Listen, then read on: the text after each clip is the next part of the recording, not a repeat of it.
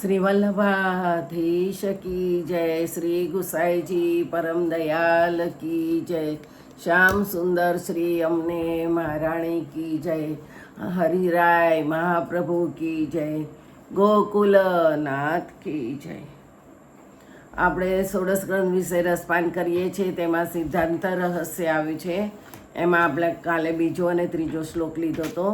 એમાં બ્રહ્મ સંબંધ કરવાથી સર્વના દેહ અને જીવના સર્વ દોષની નિશ્ચય નિવૃત્તિ થાય છે. દોષ 5 પ્રકારના મર્યાદા માર્ગમાં કહ્યા છે. તેના નામ સહજ દોષ, દેશોત્થ દોષ, કાલોત્થ દોષ, સંયોગાદ દોષ અને સ્પર્શજ દોષ. ઉપાસના માર્ગમાં કરેલા ભક્તિ માર્ગમાં કોઈ પ્રકારે માનવા નહીં. લોકવેદમાં સર્વ દોષો દર્શાવેલા છે. સહજ દોષ, જે દોષ જન્મથી જ ઉત્પન્ન થતા હોય તે, જેમ કે સ્ત્રી, શૂદ્ર, ચાંડાળ વગેરે હીન ગણાતી જાતિમાં જન્મ થવો તે, અને મનુસ્મૃતિ વગેરેમાં હીન જાતિને ઉત્પન્ન સંસ્કાર માટે અને વેદ ભણવા માટે યોગ્ય ગણ્યા નથી. બીજ દોષ કે ગર્ભદોષ તે પણ સહજ દોષ કહી શકાય. દેશોત્થ દોષ, જે દેશમાં કૃષ્ણમૃગ પોતાની ખુશીથી રહે છે તે દેશને યજ્ઞ કરવા માટે લાયક ગણેલો છે. તે સિવાયના દેશને મ્લેચ્છ દેશ ગણવામાં આવે છે. મગધ, મારવાડ, બંગ વગેરે દેશોને અપવિત્ર ગણવામાં આવે છે. બ્રાહ્મણ, ક્ષત્રિય, વૈશ્ય એમને યજ્ઞ કરવા લાયક પવિત્ર દેશમાં રહેવું એમ શાસ્ત્રની આજ્ઞા છે. અપવિત્ર અથવા મ્લેચ્છ દેશમાં રહેવાથી જે દોષ ઉત્પન્ન થાય તેને દેશોત્થ દોષ કહેવામાં આવે છે. કાલોત્થ દોષ, કલિકાળ, ખરા મુહૂર્ત, અમુક અવસ્થા વગેરેથી ઉત્પન્ન થતા દોષોને કાલોત્થ દોષ કહે છે. વર્ષાકાળમાં અથવા પ્રદોષમાં વેદ ભણવાની મનાઈ છે.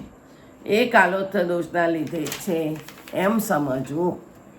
સંયોગજ દોષ, સંગ દોષ અથવા પાપી વગેરેના સમાગમથી ઉત્પન્ન થતા દોષોને સંયોગજ દોષ કહે છે. સ્પર્શજ દોષ, સ્પર્શ ન કરવા લાયક વસ્તુ અથવા અપવિત્ર ગણાતા પશુ, પ્રાણી વગેરે વસ્તુના સ્પર્શથી થતા દોષોને સ્પર્શજ દોષ કહેવામાં આવે છે. જ્યાં સુધી ભક્તિ માર્ગમાં પ્રવેશ થયો નથી ત્યાં સુધી આ દોષો બાધક હોય, પરંતુ ભક્તિ માર્ગમાં પ્રવેશ કરવા માટે બ્રહ્મ સમન કરવાથી જ ઉપર બતાવ્યા પ્રમાણે પ્રથમ થયેલા 5 પ્રકારના દોષો દૂર થાય છે. બ્રહ્મ સમન લઈએ એટલે બધા દોષો દૂર થઈ જાય.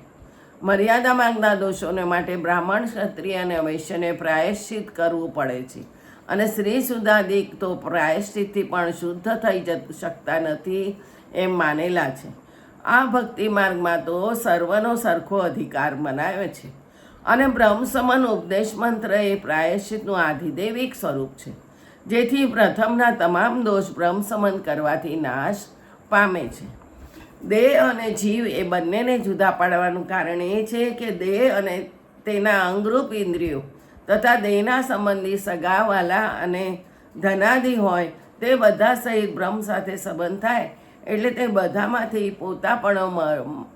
પોતાપણાની મમતા મટી જાય, અને જીવને બ્રહ્મ સમન થવા પહેલાં અંતા મમતા રૂપ જે વાંચરા હોય છે તે બધી બ્રહ્મ સમન કરવાથી નાશ પામે છે.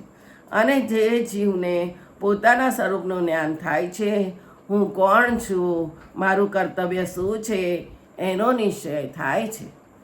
બ્રહ્મ સમન કર્યા બાદ એવી શુદ્ધ ભાવના થવી જોઈએ કે દેહ, ઇન્દ્રિયો અને સગા સંબંધી એ બધાને પણ મારા સંબંધી બ્રહ્મ સાથે સંબંધ થયો છે, જેથી હવે તે સર્વ પ્રભુની વસ્તુ છે. માટે પોતપોતાની મમતા મટાડી પ્રભુની વસ્તુ તરીકે તેમનો સંબંધ પ્રભુ સેવોપયોગી બાબતમાં જ કરાય તે સંબંધ નિર્દોષ ગણાય છે. બ્રહ્મ સંબંધનો મંત્ર ગુરુદેવ પાસેથી જ લેતા પ્રથમના દોષો મટી ભગવત સેવા કરવાની યોગ્યતા પ્રાપ્ત થાય છે. તે યોગ્યતા પ્રાપ્ત થયા છતાં પોતે ભગવત સેવા ન કરતા પ્રથમ પ્રમાણે જ અહંતા મમતા રૂપ સંસારમાં દેહ અને અંતઃકરણ રોકી રાખે ત્યાં સુધી પ્રભુની ખરી કૃપા થઈ સાક્ષાત સ્વરૂપનો અનુભવ કરવાને તે લાયક થતો નથી. મતલબ કે બ્રહ્મનો પુરુષોત્તમનો વાસ્તવિક સંબંધ ત્યાં સુધી થતો નથી. માટે બ્રહ્મનો એટલે પુરુષોત્તમનો એટલે ઠાકોરજીનો પ્રત્યક્ષ સંબંધ થવા માટે ગુરુદેવ પાસેથી બ્રહ્મ મંત્ર લીધા પછી શી રીતે વર્તવું કે જેથી કાયમ માટે સંસાર છૂટી પ્રભુનો સાક્ષાત સંબંધ થાય તે હવેના શ્લોકમાં બતાવે છે. આખા ગ્રંથમાં બ્રહ્મ શબ્દ પૂર્ણ પુરુષોત્તમ શ્રી કૃષ્ણના માટે જ વાપર્યો છે. જે પૂર્ણ પુરુષોત્તમને ઓળખાવે ને મેળવે તે પણ પૂર્ણ પુરુષોત્તમ જ ગુણાતીત પુરુષોત્તમ જ છે. અન્યથા સર્વદોષાણામ ન નિવૃત્તિ કથંચન અસમર્પિત વસ્તુનામ તસ્માત વર્જન આચરેત. બ્રહ્મ સંબંધ લીધા સિવાય બીજી રીતે સર્વદોષોની નિવૃત્તિ કોઈ પ્રકારે થતી નથી. તે કારણથી અસમર્પિત વસ્તુનો ત્યાગ કરવો. બ્રહ્મ સમાન મંત્રોપદેશ લીધા પછી તેનું સ્મરણ હંમેશા ભગવતીઓની સાથે રહી કરવું, જેથી દેહના સંબંધી ઇન્દ્રિયો, અંતઃકરણ અને પ્રાણો એ બધામાંથી પોતે મમતા છોડી સર્વ પ્રભુને અર્પણ કર્યા બાબત અને પોતે પ્રભુના દાસ છીએ એવો મંત્રોપદેશ વખતે લીધેલી પ્રતિજ્ઞા અંતરમાં તાજી રહેવાથી દાસ ભાવના વધતી જશે. વળી તે દાસ ભાવનાની વૃદ્ધિ કરવા માટે ખાસ જરૂર છે કે તમામ વસ્તુઓ પ્રભુ સેવામાં જ વાપરવી. અને પ્રભુ સેવામાં ન આવી હોય તેવી કોઈ ચીજ સ્વામીના ઉપયોગમાં આવ્યા પહેલાં વાપરતા નથી. માટે દાસપણાની લીધેલી પ્રતિજ્ઞાને સફળ કરવા માટે દરેક ચીજ ઠાકોરજીને અર્પણ કરીને જ પછી પ્રસાદી તરીકે જ પોતે ઉપયોગમાં લેવી જોઈએ. પ્રથમ ઠાકોરજીને સમર્પવાનું.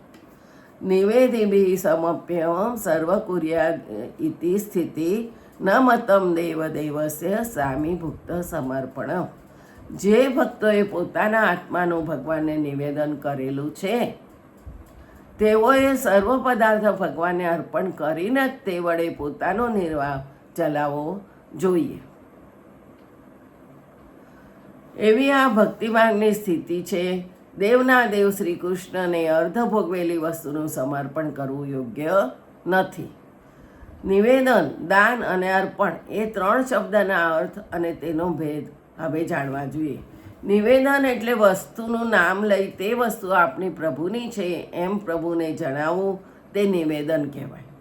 દાન, ધન કે બીજા પદાર્થમાં વિધિપૂર્વક પોતાની સત્તા છોડીને બીજાની સત્તા કરવી તેને દાન કહે છે. અર્પણ, રસોઈ કરવાવાળો રસોઈ તૈયાર કરી જેમ માલિકને અર્પણ કરે છે તેમ સ્વામીને ભોગવવા યોગ્ય પ્રથમ નિવેદન કરેલી ચીજ ઉપભોગમાં લેવા લાયક સુધારી તૈયાર કરી સ્વામીને અર્પણ કરવી તેને સમર્પણ કહે છે.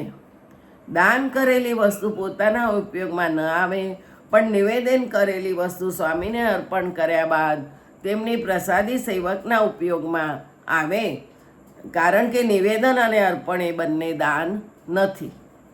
કોઈ પ્રાપ્ત થયેલ વસ્તુ પ્રભુને નિવેદન કરી શુદ્ધ કરી અર્પણ કરવાની બાબતમાં ગફલત થઈ જવાથી તે વસ્તુમાંથી થોડો કે વધારે ભાગ પોતે અથવા બીજાએ ઉપયોગ કરેલો હોય તેવી અર્ધ ભોગવેલી વસ્તુ પ્રભુને અર્પણ કરવી નહીં. તેમજ બીજાએ ઉપયોગમાં લીધેલી વસ્તુનો બાકી વધેલો ભાગ તેની પાસેથી મેળવી પ્રભુને અર્પણ કરવી નહીં. દરેક વસ્તુનો પહેલો ઉપયોગ કરનારે કર્યા બાદ તે વસ્તુ ઉપયોગ કરનારની અર્ધમુક્ત થઈ ગણાય છે. તેથી તેવી અર્ધમુક્ત વસ્તુ પ્રભુને સમર્પવી નહીં. તસ્માદ આદો સર્વ કાર્ય સર્વ વસ્તુ સમર્પણ. તે આવતીકાલે જોઈશું. જય જય શ્રી ગોખલેશ.